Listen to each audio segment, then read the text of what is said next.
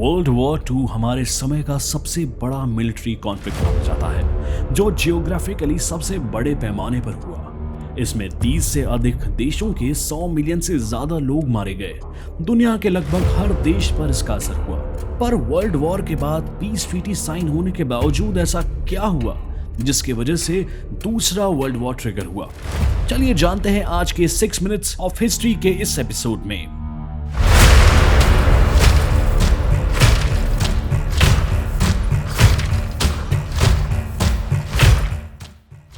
World war to 1939 से 1945 तक चला।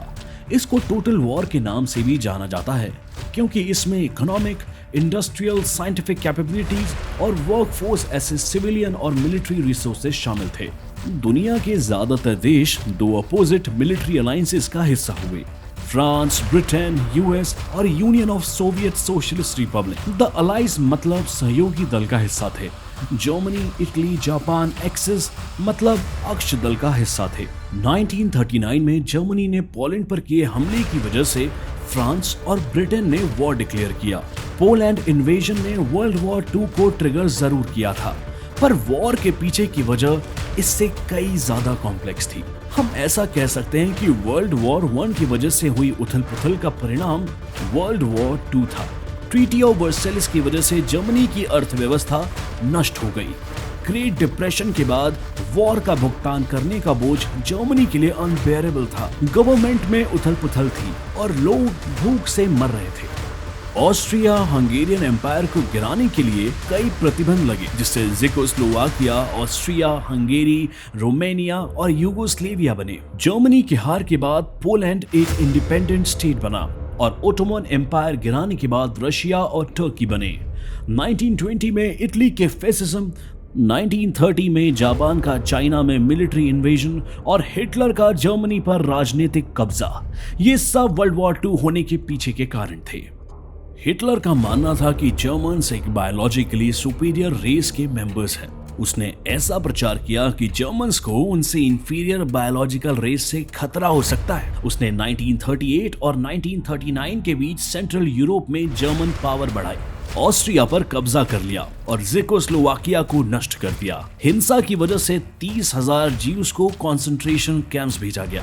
ऐसा माना जाता है कि हिटलर के शासन में 17 मिलियन से ज्यादा लोग मारे गए। जर्मनी के पोलैंड इन्वेजन को जवाब देते हुए ब्रिटेन और फ्रांस ने जर्मनी पर वॉर डिक्लेयर कर दिया, पर जर्मनी के पोलैंड इन्वेजन के कुछ हफ्तों में पॉलिश आर्मी हार गई। 1939 में जर्मनी के साथ हुए सीक्रेट पैक्ट की वजह से यूएसएसआर ने ईस्टर्न पोलैंड पर कब्जा किया, पर 1941 तक वो ऑफिशियली न्यूट्रल रहे। डायरेक्ट हमला करने की जगह फ्रांस और यूनाइटेड किंगडम ने नॉर्वे के अंदर से जाने वाली आयरन ओर का सप्लाई बंद कर दिया। ये ओर जर्मन मिलिट्री को सप्लाई करती थी।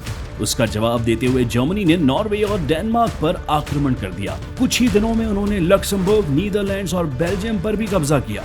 हिटलर ने एक नई स्ट्रेटेजी अपनाई जिसे ब्लिट्जक्रीग कहा जाता था। हिटलर ने इस स्ट्रेटेजी का इस्तेमाल कर कॉन्सेंट्रेटेड एरियाज में हाई इंटेंसिटी रैपिड अटैक्स किए, जिसने अपोजिशन को चौंका दिया। मिड 1940 में जर्मनी ने फ्रांस पर आक्रमण किया। इस वजह से इटली भी वॉर में शामिल हो गई। पहले से कमजोर हुई फ्रेंच आर्मी हार गई और 2 हफ्तों में पेरिस पर जर्मन फोर्सेस ने कब्जा कर लिया। आर्मिस्टाइज साइन होने के बाद जर्मनी ने नॉर्थ और वेस्ट फ्रांस पर कब्जा किया और ईस्ट और साउथ पर प्रो जर्मन फ्रेंच गवर्नमेंट ने राज किया। सिर्फ 6 हफ्तों में जर्मनी ने यूरोप के मेजर एरियाज को हरा दिया। इसी दौरान सोवियत ने फिनलैंड पर हमला किया और रोमानिया के ईस्टर्न बॉर्डर के आसपास के एरिया पर कब्जा कर लिया। इतना ही नहीं, लिथुएनिया, लाटविया और एस्टोनिया जैसे बाल्टिक देशों को भी हड़प लिया। स्लोवाकिया, हंगेरी, रोमानिया, बल्गेरिया और बाद में फिनलैंड और क्रोएशिया ने जर्मनी से हाथ मिला लिया। 1940 में जर्मनी ने ब्रिटेन पर एयर अटैक लॉन्च किया, जिसमें पहली बार जर्मनी के मिलिट्री की हार हुई क्योंकि जर्मन एविएशन फोर्स लुफ्टवाफे ब्रिटेन के रॉयल एयरफोर्स से हार गया। जब हिटलर आगे के हमलों की तैयारी कर रहा था, इटली ने ग्रीस और नॉर्थ अफ्रीका पर अटैक किया। 1941 में जब ग्रीस वॉर हिटलर के फेवर में नहीं हुआ तो जर्मनी ने इटली की मदद की। उस दौरान एशिया में जापान ने फ्रेंच इंडो चाइना रीजन पर कब्जा कर लिया। जापानीज आर्मी, नेवी और एयरफोर्स को वीक करने के लिए यूएस ने जापान के ऑयल परचेज पर रोक लगाई। कई बार असफल होने के बाद जापानीज कैरियर बेस्ड एयरप्लेन्स ने 7 दिसंबर 1941 के दिन पर्ल हार्बर पर तैनात यूएस पैसिफिक फ्लीट पर अटैक किया। दूसरे दिन यूएस ने जापान पर वॉर डिक्लेयर किया। 1943 में स्टालिनग्राड और कर्स्क के बैटल के बाद जर्मनी ने रशिया के मेन एरियाज पर कब्जा किया। 1945 में जर्मनी को पीछे हटना पड़ा, पर उसके पहले 1944 में फ्रांस के जर्मन ऑक्यूपाइड नॉर्मैंडी कोस्ट पर ब्रिटिश और अमेरिकन पावर्स ने हमला बोल दिया। 1945 में अलाइड पावर्स ने जर्मनी को ईस्ट और वेस्ट से घेर लिया। ईस्ट की ओर से सबसे पहले बर्लिन में सोवियट्स आए। आखिरकार 8 मई 1945 के दिन हिटलर के सुसाइड के बाद जर्मनी ने हार मान ली। उस जीत के बाद एलाइड कंट्रीज ने VE डे सेलिब्रेट किया। इसे विक्ट्री इन यूरोप के नाम से जाना जाता है। लेट 1945 में अलाइड फोर्सेस ने अपना ध्यान जापानीज फोर्सेस की ओर लगाया। अर्ली अगस्त में यूनाइटेड स्टेट्स ने जापान के हिरोशिमा और नागासाकी पर 2 एटॉमिक बॉम्ब्स गिराए। हमले से हुए भारी नुकसान की वजह से जापान ने कुछ ही दिनों में हार मान ली और इसके साथ 2 सितंबर 1945 को वर्ल्ड वॉर 2 खत्म हुआ।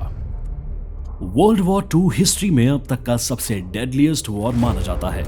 Massacre, genocide, Holocaust, strategic bombing की वजह से 85 मिलियन लोग मारे गए। वर्ल्ड वॉर 2 के बाद तीसरा वर्ल्ड वॉर ना हो, इसलिए अलाइज ने अक्टूबर 24, 1945 के दिन यूनाइटेड नेशंस की स्थापना की। इसमें 51 ओरिजिनल मेंबर कंट्रीज हैं, जिसमें China, France, Soviet union, United kingdom और यूनाइटेड स्टेट्स ये परमानेंट सिक्योरिटी काउंसिल मेंबर्स हैं। वॉर के बाद यूरोप का पॉलिटिकल लैंडस्केप बदल गया। वर्ल्ड वाइड पावर का बैलेंस हुआ। सोवियत यूनियन और यूनाइटेड स्टेट्स दुनिया की 2 बड़ी पावर्स की तौर पर इमर्ज हुए, पर उनके गोल्स काफी अलग थे। इन डिफरेंसेस की वजह से कुछ ऐसे क्लैशेस हुए कि उसने दुनिया को बदला, जिसका इफेक्ट आज भी देखने को मिलता है।